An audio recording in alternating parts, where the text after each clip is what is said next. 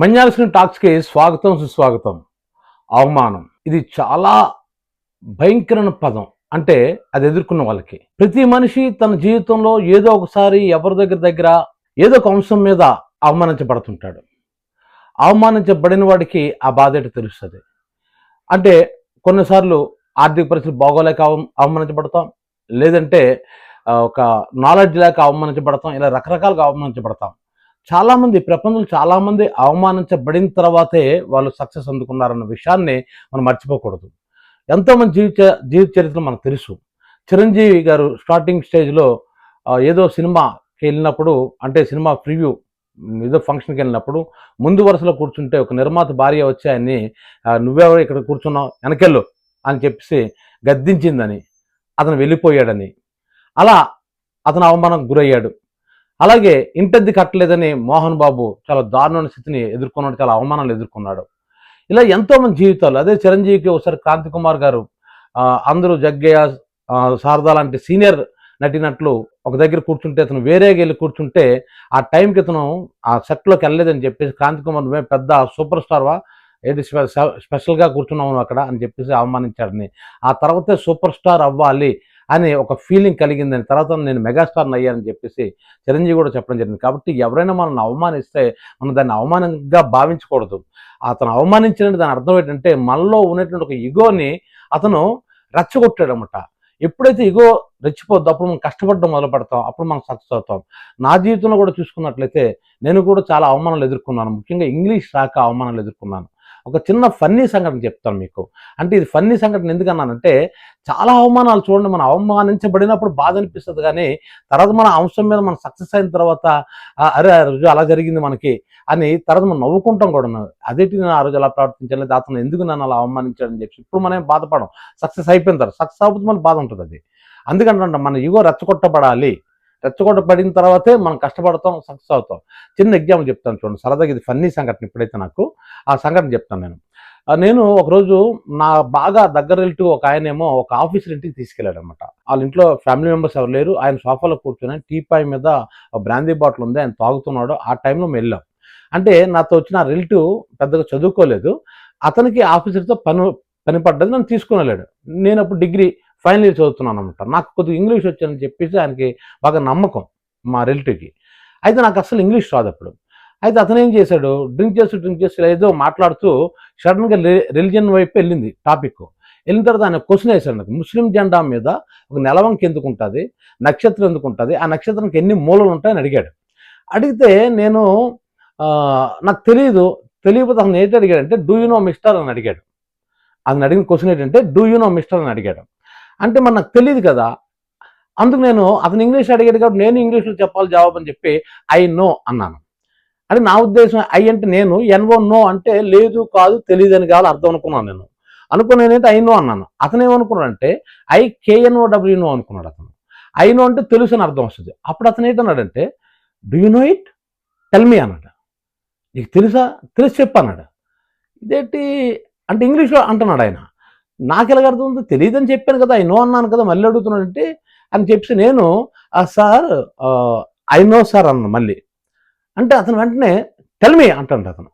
అతను డ్రింక్ చేసి ఉన్నాడు, అతను కొంచెం స్వింగ్లో ఉన్నాడు. నాకు ఏ టైంలో అర్థం కాక మళ్ళీ అదే చెప్పాను, ఐ నో సార్ అన్నాను. నా ఉద్దేశం INO నో, అతని ఉద్దేశం IKNOW నో. KNOW అయితే నాకు తెలిసిన అర్థం వచ్చేస్తుంది. నా దృష్టిలో నాకు అప్పుడు ఉన్నటువంటి ఇంగ్లీష్ పరిజ్ఞానం, అంటే అసలు ఇంగ్లీష్ రాదు, I was poor at English. నేను డిగ్రీ చదువుతున్నప్పుడు కూడా నాకు నిజంగా ఇంగ్లీష్ తెలియదు నాకు. సో అందుకోసమే ఐ నో NO నో అంటున్నాను, అతనేమో KNOW మళ్ళీ టెల్ మీ అని మరీ బాగా ఎక్కిపోయింది దానికి. వెంటనే ఆయన కోపం వస్తుంది. పెద్ద ఆఫీసరు, అతను పెద్ద ఆయన అన్నాడు, you scoundrel, what are you talking, I know అంటావు, వై డోంట్ యూ టెల్ అన్నాడు. అనేసరికి నా పక్కన ఉన్న ఆయన, నాకు విపరీతం కోపం ఉండేది. అందుకు నా పక్కన ఉన్న ఏం చేసింది, నాకు కొద్దిగా సైక్ చేసి వెళ్ళిపోదన్నట్లు సైక్ చేశాడు. సైక్ చేసి సార్ మేము ఉంటాం సార్ అని చెప్పేసి అక్కడి నుంచి మేము వచ్చేసేటప్పుడు అప్పుడు నేను ఏంటనుకున్నానంటే, ఇప్పుడు అతను అడుగుతుంది ఏంటి నిజానికి పూర్తిగా నాకు తెలియదు. అంటే ఆ ముస్లిం జెండా మీద ఎందుకు ఉంటాయి దాని ఆన్సర్ తెలియదు, దాన్ని ఇంగ్లీష్ ఎలా చెప్పాలో తెలియదు, కానీ ఇతని దగ్గర షేమ్ అయిపోతాను కదా. అందుకు నేనేం కవర్ చేసుకున్నానంటే ఇంకెప్పుడు ఇలాంటి తాగుబోతులు తీసుకురాకండి అని అన్నాను. నేను ఎక్కడ తప్పు చేసిన నాకు అర్థం ఉంది, కానీ ఎక్కడ తప్పు చేసిన నాకు అర్థం కావట్లేదు. అప్పుడు నాకు ఇంగ్లీష్ రాదు. తర్వాత నాకు తెలిసింది, నాకు తెలియదు అన్నానికి ఐ డోంట్ నో అనాలన్న సంగతి కూడా ఆ రోజు నాకు తెలియదు.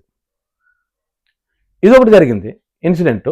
ఎందుకంటే చాలామంది మాకు ఇంగ్లీష్ రాదండి, ఇంగ్లీష్ మేము మాట్లాడలేకపోతున్నాం, షేమ్ అయిపోతున్నాం అంటే, నేను ఇంతకంటే ఎక్కువ అవమానాలు ఎదుర్కొన్నాను. ఇంకొక సంగతి చెప్తాను. నేను డిగ్రీ సెకండ్ ఇయర్ చదువుతుంటే నా ఫ్రెండ్ ఒకటి వచ్చి సైకిల్ మీద వచ్చాడు, కొత్త జోడులు వేసుకున్నాడు. ఆ జోడు తాలూకా దీని మీద ఏముందంటే పట్టి ఉంటుంది కదా, జోడు పట్టి మీద ఏంటంటే బ్లాక్ కలర్ అవి జోడులు. అవి నాకు ఇప్పటికి బాగా జ్ఞాపకం అనమాట, ఎందుకంటే ఆ రోజు కూడా నేను అవమానించబడ్డాను కాబట్టి. అదేంటంటే దాని వైట్ అక్షరాలతో WALKER అని ఉందన్నమాట. WALKER అని ఉంది. అది నేనేం చేశాను, ఉండబట్టలేక ఆడికి ఏట్రా కొత్త వాల్కర్ ఎక్కడ కొట్టావు అని అన్నాను అనమాట. అంటే అన్ని కమ్మకట్టలు నేను ప్రయత్నించాను. అందరూ గొల్లు నవ్వారనమాట. ఎందుకంటే అప్పుడు ఆడన్నాడు అనమాట, దీన్ని వాల్కర్ అనకూడదురా, అక్కడ ఎల్ల సైలెంట్ వాకర్ అనాలని. అంటే వాకర్ అనే స్పెల్లింగ్ కూడా నాకు చదవడం రాదు. When I was studying degree second year. ఎవరు నమ్మరు ఇది. అంటే అంత పూర్గా ఉండేది అంటే ఇంగ్లీష్లో. నా ఇంగ్లీష్ చాలా దారుణంగా ఉండేది అనమాట, బ్యాడ్ ఇంగ్లీష్. సో అటువంటి ఇంగ్లీష్లో అంటే అలాంటి షేమ్ అయిపోయిన తర్వాత నేను ఇంగ్లీష్ నేర్చుకున్నాను. నేర్చుకున్న తర్వాత ఒక ఆకాశ్ స్పోకెన్ ఇంగ్లీష్ ఇన్స్టిట్యూట్ నేను స్థాపించడం. ఇప్పుడు 35 years అయిపోయింది. ఇప్పుడు కొన్ని వందల మంది నా దగ్గర ఇంగ్లీష్ నేర్చుకున్నారు. ఎంతోమంది ఉద్యోగులు సంపాదించుకున్నప్పుడు నాకు ఫోన్లు చేసి అది చెప్తుంటారు, సార్ మీరు ఇచ్చే ఇంగ్లీష్ వల్ల మేము ఇలా ఉద్యోగాలు సంపాదించుకున్న గట్టని చెప్తుంటారు. కొంతమంది మెసేజ్లు పెడుతున్నారు, కొంతమంది పర్సనల్గా వచ్చి కలుస్తుంటారు.